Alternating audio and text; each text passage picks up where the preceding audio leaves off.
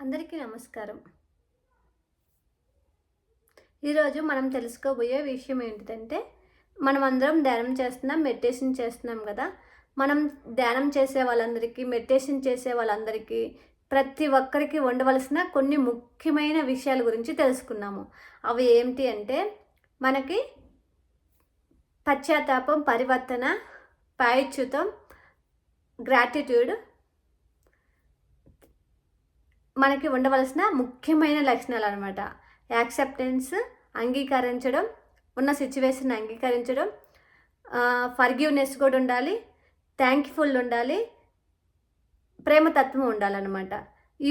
ఇవి మెడిటేషన్ చేసే వాళ్ళకి ఉండవలసిన ముఖ్యమైన లక్షణాలనమాట. ఇవి ప్రతి ఒక్కరము మన జీవితంలో అలవర్చుకోవాలనమాట. మనం ఎంత గంటలు గంటలు మెడిటేషన్ చేసినా, ఎంత జ్ఞానం ఉన్నా, మనం ఇవి మెడిటేషన్ చేసేటప్పుడు ఆచరించకపోతే, మనం ఎంత చేసినా కానీ మనకి ఫలితాలనేవి రావట్లేదు అనేసి కొంతమందికి వస్తున్నాయి, కొంతమందికి ఎందుకు రావట్లేదు అనేసి అనుకుంటాం కదా!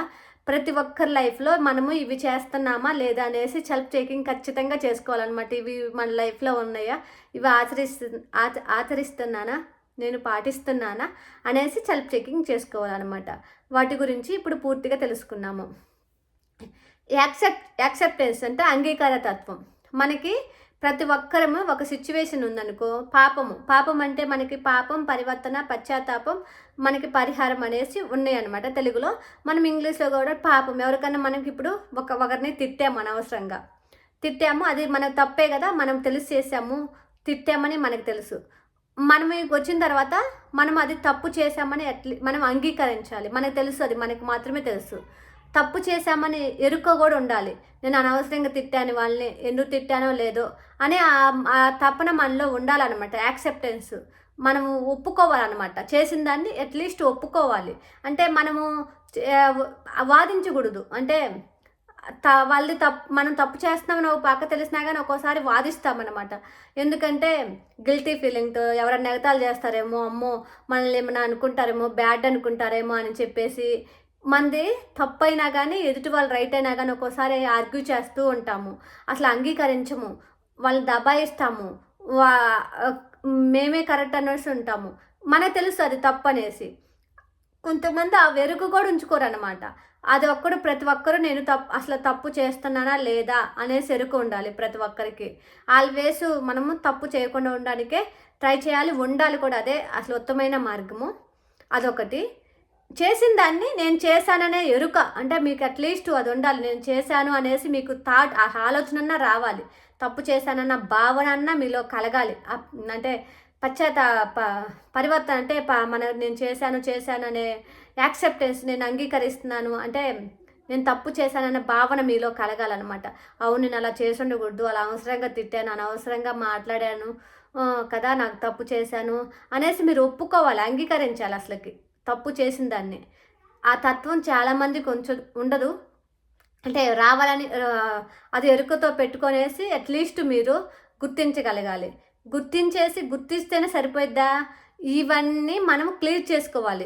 అంగీకరించి అయ్యో నేను తప్పు చేశాను, చేయకూడదు, అలా ఇప్పుడు ఆ కోపంతో అలా చేశాను, చేశాను, నేను సారీ, నేను అలా చేయను, చేసి ఉండకూడదు, నాకు అప్పుడు ఆ కోపంతో అలా చేశాను, అజ్ఞానంతో అలా చేశాను అనేసి దాన్ని మెడిటేషన్లో మనం సారీ చెప్పుకొనేసి రిలీజ్ చేసుకోవచ్చు. ఇంకోటి, ఇంకా ఉన్న సిచ్యువేషన్ని యాక్సెప్ట్ చేయాలి. ఎవరైనా ప్రతి ఒక్కరూ యాక్సెప్ట్ చేసే తత్వం ఉండాలి. అదొకటి. ఇంకోటి ఏంటంటే ప్రతి ఒక్కరూ మనము చేసేది కరెక్టు అనుకుంటాం కదా, మనం అది తప్పు చేసామని ఒప్పుకుంటున్నాము. ఒప్పుకున్న తర్వాత సారీ చెప్పాలి. సారీ చెప్పే తత్వం అందరిలో ఉండదు. నేను వాళ్ళకి అందరి ముందులో సారీ చెప్తే నామూషి అనుకుంటారేమో, ఎగతాళి చేస్తారేమో, నన్ను ఏమన్నా తక్కువ అనుకుంటారేమో, నేను వాళ్ళకి సారీ చెప్పేదేంది అనేసి అందరం అట్లా అనుకుంటాము. సారీ చెప్పే తత్వం కూడా మనలో అలవర్చుకోవాలన్నమాట. మనలో ఎరుకు చెప్పాలి, అయ్యో అనవసరంగా సారీ చెప్పాలనేసి. వాళ్ళని ఇన్వైట్ చేసుకునేసి మనం కుదిరితే చేతనైనా, అబ్బా నిన్న అలా అనున్నాను, అలా అనడం తప్పు నాది, సారీ అబ్బా సారీ అని చెప్పుకోవచ్చు మనము. సారీ చెప్పడం ఇంకా ఉత్తమైన లక్షణం. దాని తర్వాత మనం మెడిటేషన్లో కూడా వాళ్ళని ఇన్వైట్ చేసుకుని సారీ చెప్పాలి ఖచ్చితంగా. అంటే ఇవన్నీ ఎరుకుతూ ఉండాలి. ఇవన్నీ ప్రతి ఒక్కటి అలవర్చుకుంటేనే మనం చేసే మెడిటేషన్కి వాల్యూ ఉంటుంది. మనం చేసేదానికి అర్థం పరమార్థం అంటారు కదా, అవి ఖచ్చితంగా ఉంటాయి. దాని తర్వాత సారీ చెప్పిన తర్వాత మనము ఒక విషయం గురించి ఫర్‌గివ్‌నెస్ ఇప్పుడు అయిపోయింది కదా! ఆ విషయం సారీ చెప్పాము. ఆ విషయం అయిపోయింది. మళ్ళీ నెక్స్ట్ టైమ్ రాగానే అయ్యో! వాళ్ళు అలా చేశారు, ఇలా చేశారు అనేది వాళ్ళని చూడంగానే అలా గుర్తుపెట్టుకునేసి, మళ్ళీ ఆ సిట్యుయేషన్ గుర్తెచ్చుకునేసి, లేనిపోనియన్ని క్రియేట్ చేసుకుంటూ వాళ్ళేమంటారో, ఈళ్ళేమంటారో అని నెగెటివ్ థాట్ పెట్టుకొనేసి, మనము దాన్ని ఫర్‌గివ్ చేయాలి. ఆ విషయాన్ని మైండ్‌లో నుంచి రిమూవ్ చేయాలి.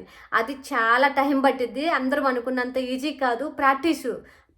ప్రతిదీ ప్రాక్టీస్ చేయాలనమాట. ఇవన్నీ ఇప్పుడు నేను చెప్పేయన్నీ నేను చేస్తూ వచ్చినియనమాట. ఎదురవుతూ వచ్చినియనమాట. ఇప్పుడు మనం ఒక ఫ్రెండ్ వాళ్ళ ఇంటికెళ్ళాము. వాళ్ళు ఇప్పుడు నాన్ వెజ్ తింటారు. లేకుంటే వాళ్ళు కొంచెము మనం ఇప్పుడు మెడిటేషన్ చేస్తున్నామన్నంత మాత్రాన అందరూ మంచోళ్ళని కాదు. మెడిటేషన్ చేయనోళ్ళు అందరూ చెడ్డోళ్ళని ఎక్కడా లేదనమాట. మనము మెడిటేషన్ చేస్తున్నప్పుడు ఇంకా మనము అందరి పట్ల చాలా ప్రేమతత్వంగా ఉండాలి. వాళ్ళు తప్పనేసి ఎప్పుడు అనుకోకూడదు. మనము అంతకు ముందల మెడిటేషన్ చేయనప్పుడు ఆ స్థితి నుంచే వచ్చాము. మనకి ఈ సమయం వచ్చింది కాబట్టి ఇప్పుడు మనం ఇలా మెడిటేషన్ చేస్తున్నాము. ఆ సమయం వచ్చినప్పుడు వాళ్ళే వస్తారు మెడిటేషన్‌లోకి. అంత మాత్రాన వాళ్ళు తప్పనేసి వాళ్ళకి తెలీదని ఆ జ్ఞానం నేర్చుకునేదాకా సమయం పడుతది. ఆ సమయం దాకా మనం మెడిటేషన్ చెప్పడం మన ధర్మం. అంతేకాని జడ్జిమెంట్ చేయడము, వాళ్ళ దగ్గరికెళ్ళకుండా ఉండడము అట్లా తప్పనమాట. మనము ఈ ఈ మధ్య మార్గం అనే పత్రిసారి గారు చెప్పిన విషయము ఎంతంటే, మనం ఈ మెడిటేషన్ చేస్తూనే దేనికి దూరం కాకుండా ఉండాలి. బంధువులకు దూరం కాకూడదు, ఫ్రెండ్స్‌కి దూరం కాకూడదు. వాళ్ళు ఇన్వైట్ చేసినప్పుడు ఎళ్తాము. మనం నాన్ వెజ్ తినలేదనుకో మనం వెజ్ తింటాము. అంతే యాక్సెప్ట్ చేయాలి. అంగీకరించకుండా వాళ్ళు నాన్ వెజ్ తింటారు నేనెళ్ళను. లేకుంటే వాళ్ళు అక్కడికెళ్తే ఏదోలాగుంది నాకెళ్ళను అట్లా అనుకున్నారనుకో, ఆ సిచ్యువేషన్ మీకు అంగీకరించకపోతే తప్పించుకుంటే మళ్ళీ ఎదురవుతాయి.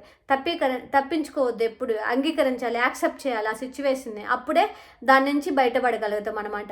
హ్యాపీగా ఏం కాదు ఎళ్తాము, ఏం కాదు ఎక్కడికెళ్ళినా అందరికెళ్ళాలి. వాళ్ళు చేయాల్సింది వాళ్ళు చేస్తారు, మనం చేసుకోవాల్సింది మనం చేస్తాము. కాసేపు పలకరించేసి హాయ్ చెప్పేసి మనకి తినగలిగిన నాన్ వెజ్ గాని ఉంటే తినేసి వాళ్ళకి బాయ్ చెప్పి వస్తాము, థ్యాంక్ యూ చెప్పి వస్తాము అంతే. అట్లా అనుకుని పాజిటివ్‌గా తీసుకోవాలి. అట్లా యాక్సెప్టెన్స్ అనేది ఉండాలనమాట. అది ప్రతి ఒక్కళ్ళు అలవర్చుకోవాలి. అదొకటి. మళ్ళీ మనము గతాన్ని అన్నీ గుర్తుపెట్టుకొనేసి ఈ మైండ్ అనేది ప్రతిదీ మన దాంట్లో మెమరీ అనమాట. గుర్తుపెట్టేసుకొని ఉంటది. ఆ మెమరీని మెడిటేషన్ ద్వారా పూర్తిగా నెగెటివ్ అన్నీ డిలీట్ చేసుకుంటూ ఆ నెగెటివ్ ఉన్న ప్లేస్‌లో వాళ్ళు చాలా బాగున్నారు. వాళ్ళు చాలా బాగున్నాము. వాళ్ళు మంచిగా ఉన్నాము. మేము పోతే మంచిగానే ఉంది. నాకు మంచి ఎనర్జీసే ఉన్నాయి. అందరూ హ్యాపీగా ఉన్నారు. నేనే హ్యాపీగా ఉన్నాను. అందరూ హ్యాపీగా ఉన్నాను. ఎక్కడికి వెళ్ళినా నాకు ఏ ఇబ్బంది లేదు అనేసి పాజిటివ్‌గా చెప్పుకోవాలి. అలా ఒకటి ప్రతి ఒక్కరు చేయాల్సిన విషయము. ప్రేమతత్వం. అందరితో ప్రేమగా ఉండాలి. ప్రతి ఒక్కరము. అంటే ఇప్పుడు అలవర్చుకోవాలనమాట. అంటే లవ్ ఎనర్జీ అంటే ఎనర్జీ మన పాజిటివ్ ఎక్కువ. ఎక్కడికెళ్ళినా మంచిగానే ఉంటది.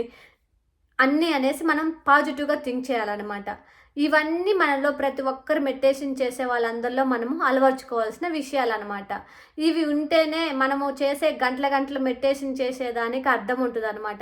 ఇవి చేసేసి రాంగ్‌నే పిల్లలు గొడవ పడుతుంటే కోపం ఇంతలావున అరిసేసి అక్కడ ఎవరిది తప్పో ఏమో చేయకుండా వాళ్ళని అరవడము, కోపంతో వచ్చేసి తిట్టడము అలా చేసామనుకో గంట నుంచి నువ్వు సాధించిన 2 గంటలు చేసొచ్చిన మెడిటేషన్ అంతా పోయిందనమాట. ఇవన్నీ ఎప్పుడు మనం చేసే కొద్దీ మాస్టర్స్ మనల్ని చెక్ చేస్తారు. ఆ సిచ్యువేషన్ ఇస్తారు. ఈ సిచ్యువేషన్ నువ్వు ఎలా హ్యాండిల్ చేస్తావు అన్నట్టుగా బిహేవ్ చేస్తారు. మనం ఎరుగుతూ ఉంటలా శ్రద్ధ సబురి అంటారు కదా, పేషెన్సీగా గమనించగలుగుతూ ప్రతి విషయాన్ని మనం ఎరుగుతో చేసుకుంటూ యాక్సెప్ట్ చేస్తూ అంగీకరిస్తూ ప్రేమతత్వాన్ని పెట్టు ఫర్‌గివ్‌నెస్ చేస్తూ I am very sorry, can you please forgive me, thank you, I love you అనే అఫర్మేషన్ కూడా చాలా పవర్ఫుల్. అది చెప్పుకుంటేనే కాదు, అది చెప్పడంతో పాటు ఫీల్ అవ్వాలన్నమాట. ప్రతి ఒక్క విషయాన్ని పాటించాలి. ఏదో work I am very sorry, can you please forgive me, I am very sorry, can you please forgive me, I am very sorry, can you please forgive me అంటే సరిపోదు. ఐ యామ్ వెరీ సారీ అంటే రియల్‌గా మనం క్షమించే తత్వం ఉండాలి. Can you please forgive me అంటే నన్ను క్షమించు. క్షమించని వాళ్ళని అడగాలి. మనము వేరే వాళ్ళని క్షమించే తద్గుణం కూడా మనలో అలవర్చుకోవాలి ఒక విషయం గురించి.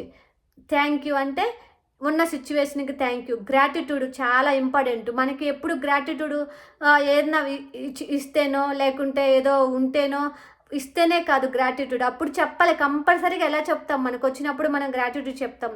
రాని దానికి కూడా, ఉన్న సిచ్యువేషన్కి కూడా, ఉన్నదానికి కూడా మనము గ్రాటిట్యూడ్ చెప్పాలి. ప్రతి దానికి, ఇప్పుడు ఉన్న వస్తువుకి, ఉన్న ఇంటికి, ఉన్న దానికి, ప్రతి దానికి గ్రాటిట్యూడ్ చాలా అవసరం అనమాట. మనకి ఎప్పుడైతే ఉన్నదానికి గ్రాటిట్యూడ్ చెప్పుకుంటామో కొత్తవి మనకి మన జీవితంలోకి అట్రాక్ట్ చేయడానికి, వెల్కమ్ చేయడానికి చాలా ఈ గ్రాటిట్యూడ్ అనేది ఉపయోగపడుతుంది అనమాట. ప్రతిదానికి గ్రాటిట్యూడే. మనం ఈ జీవితం ఎంచుకున్న గ్రాటిట్యూడే, మన పేరెంట్స్కి గ్రాటిట్యూడే, ఈ మెడిటేషన్ రావడానికి పత్రి సారు ఈ ధ్యానం గ్రాటిట్యూడే, ప్రతిదీ గ్రాటిట్యూడే అనమాట. ప్రతిదానికి ఇలా నేను చూసిన దానికి గ్రాటిట్యూడే, ఇప్పుడు ఉన్నదానికి గ్రాటిట్యూడే, అట్లా థ్యాంక్ఫుల్గా ఉండాలన్నమాట ఖచ్చితంగా ప్రతి ఒక్కరూ.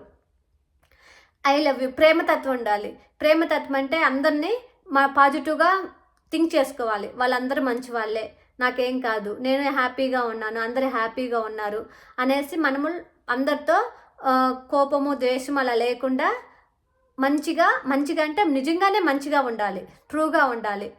ఇవన్నీ ప్రతి మెడిటేషన్ చేసే వాళ్ళల్లో ఖచ్చితంగా ఉండవలసిన విషయాలు. ప్రతి ఒక్కరు సెల్ఫ్ చెకింగ్ చేసుకోవాల్సిన విషయాలు ఏ రోజుకి ఆ రోజు. ఇది ఎవరు చెక్ చేయరు, ఎవరు నీలో ఉన్నాయా లేవరా అని ఎవరు తెలియదు, అది నీకు మాత్రమే తెలుస్తుంది. నువ్వు పాటిస్తున్నావా, చేయటం లేదా అనేసి ప్రతి ఒక్కరూ మనము తెలుసుకోవాల్సిన విషయాలు అన్నమాట.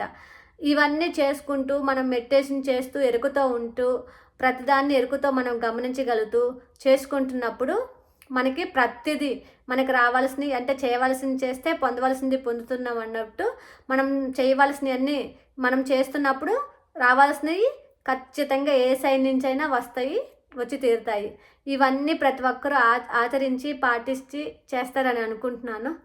అందరికీ థ్యాంక్ యూ సో మచ్.